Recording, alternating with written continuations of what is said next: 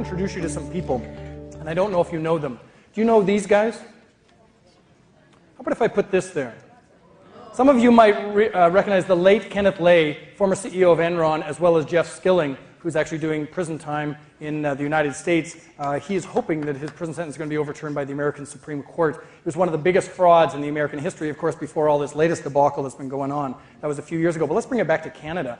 And how about Alan Eagleson, the first person to have the Order of Canada revoked? He was disbarred as a lawyer because of his double dealing with the Players Association and the owners. And he was also, a week before he was going to be kicked out of the Hockey Hall of Fame, he actually resigned. He was fined $1 million, and he did jail time in Canada. If we go to recent stuff, we've got entertainment, Garth Drabinsky in the middle up top, and then you've got Myron Gottlieb on the left. It was just a few months ago that they were sentenced to prison 7.5 years respectively for their fraudulent ways of trying to get investors to see live event entertainment as a better company than in fact it was. They're appealing their decision. If we go from there, people are still familiar with the sponsorship scandal. Paul Coffin was the first person involved in that. And he got a prison sentence, but he didn't serve time. Jean Brault got that distinction. Chuck Guite was the mastermind behind the whole process as the civil servant. He's appealing his sentence. Jean Lafleur came back from La Isla Bonita. Remember that from Madonna?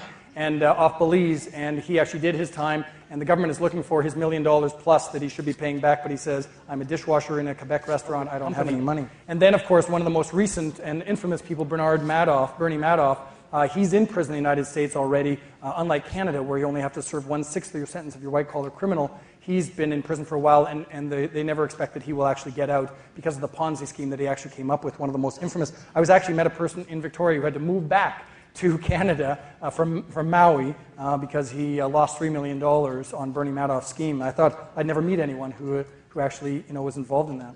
So the interesting thing is, when I suddenly put all these people up here, is there anything that comes to mind? Yeah, look, probably at this time of the day, you don't expect this coming from me, but I got to tell you, all white men are crooks. And, it's a sad reality. I mean, I know maybe it's easier coming from a white man, so that I can actually say that. But the interesting thing is that I read the papers every day. I subscribe to the Globe and Mail, so I read Report on Business, section, and if not every day, and I don't exaggerate, 2 or 3 times a week, I'll come up with other examples in which there are crooked guys who they're either in jail, they no longer can be directors on companies, they can't share trades, blah, blah, blah, all this kind of stuff. 99.9% of them are white, and they're white guys.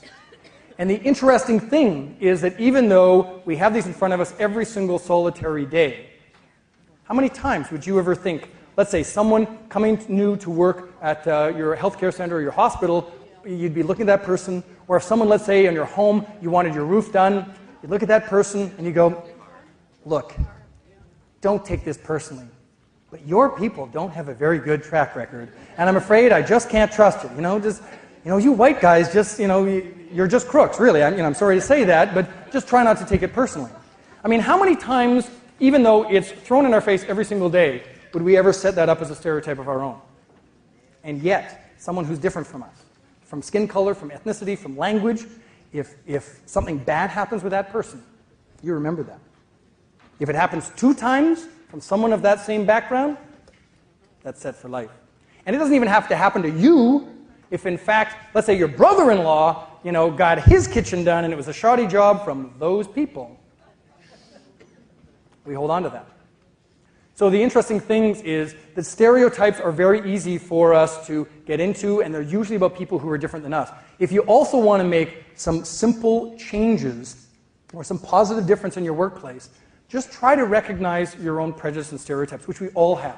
We're not bad people because of it, because we're all brought up with it. And one of the things that I've said, and I wrote this in the book, is that our own prejudices form the greatest barrier to creating an inclusive working environment. And if we can work on that, don't beat yourself up. I don't, even though things pop into my head every day.